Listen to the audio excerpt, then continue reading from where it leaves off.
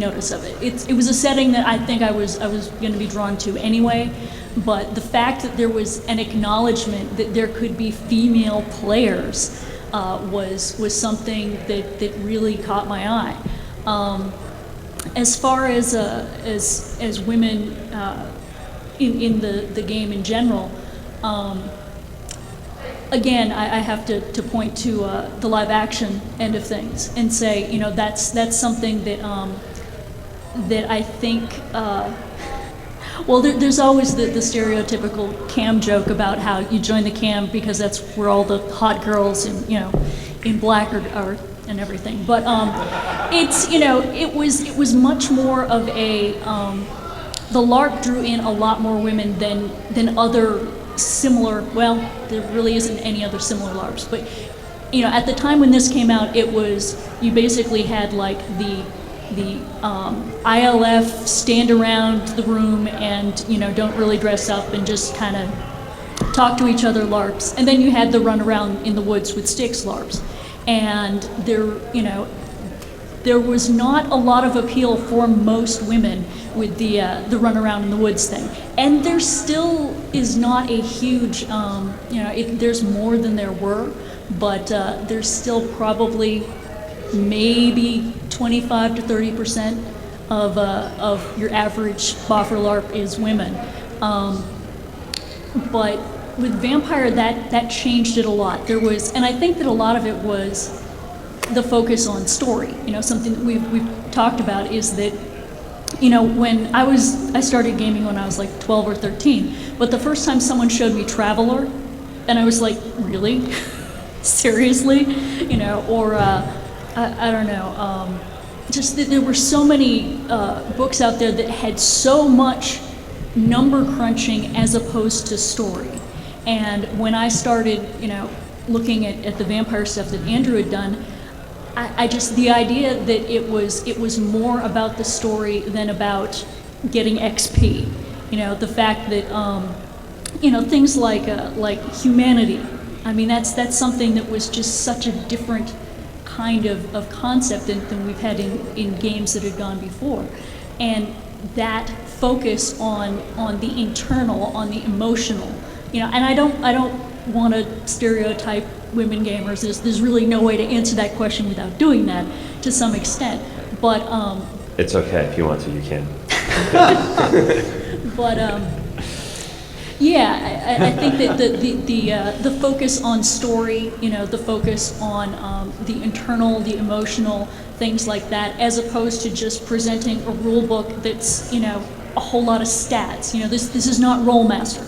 This is not something where you open it up and you have to hunt to find a paragraph of prose. So I think that's probably part of it. Yeah, I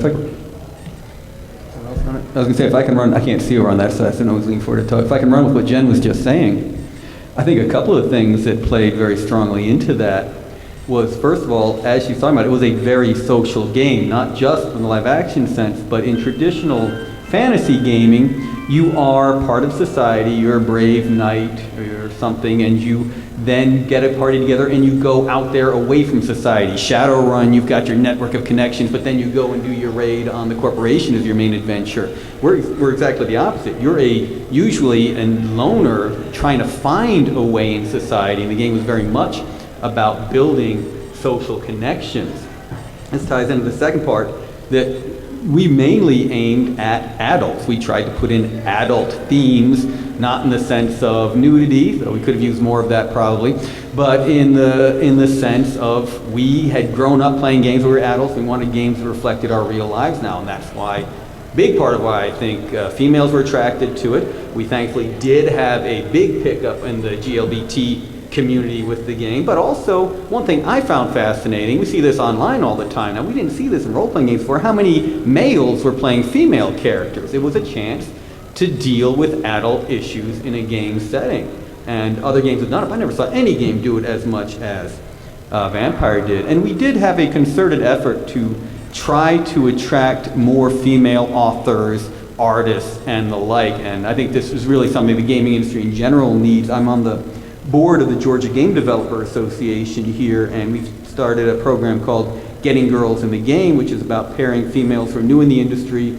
or in college studying game design with female mentors to map out an actual professional development plan. What do they plan to do in the industry? And the video game industry is a 40% female audience, but it's only 10% female in the industry. So something we're still struggling with, and something I think not only will improve the attraction to females, but will create better gamers overall. The more diverse the community of people making games, the deeper the games will become. All right. Well, Rob, any opinions? Some of my primary contributions to the line were clan books Nosferatu and Zamiski. So they weren't exactly the sexy vampires necessarily, or but no. In all seriousness, yeah. Throughout my tenure as developer, I very much tried to keep first and foremost that I wanted a very diverse.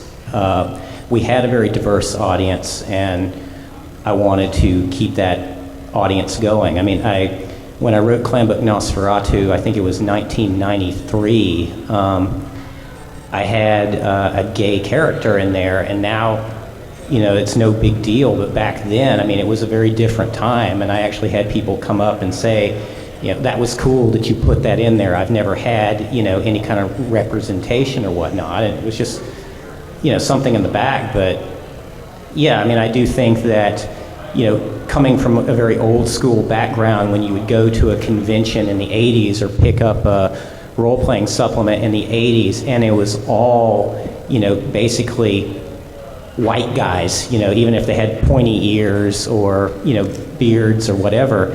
And I really think we took the percentage from like 98%, straight white guys to a much more, diverse audience. So yeah, I was always very conscientious of trying to do that.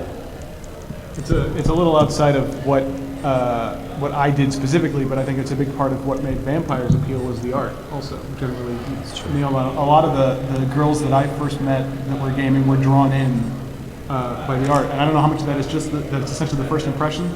I mean, it immediately said that this is not the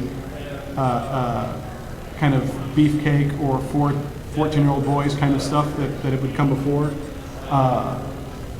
And it's hard to say, I mean, because to treat the audience like people as opposed to like a gender was a big part of it, in my experience. And that was what we tried to do with the art, was to make it not even always necessarily attractive, but to make the art narrative also, to make it all as rich in story. And I think that's kind of gender-proof. I don't think anybody dislikes story. And I think by appealing to the narrative and by appealing to drama, that brings in everybody almost regardless of where they were born or when or where they come from or what religion they are or what sex they are or anything. So, but I don't think enough can be said about the art. But you, Twinkle Toes, anything? I had the stereotypical gamer background of learning to play D&D in my cousin's basement when I was 9. I learned to play D&D in your cousin's basement too. Yeah, my cousin was pretty popular. But then I got out of games as I, grew into a teenager, and then actually my girlfriend introduced me to Vampire. We're nearing the end of the decade. We're certainly in the middle of Vampire boom. Through blood, to being human, to becoming a vampire slayer, to Twilight. If you were trying to make Vampire the same game now, to reach out to this new audience of Vampire fans, what should you do? We're really not going to talk about the future of what Vampire is right now, and I'm gonna step in and extend that question. So, For each of you, during your time as a developer, what was the one book that was the most challenging to work on and why? that's a good question. To repeat that, what was the one book that you published that was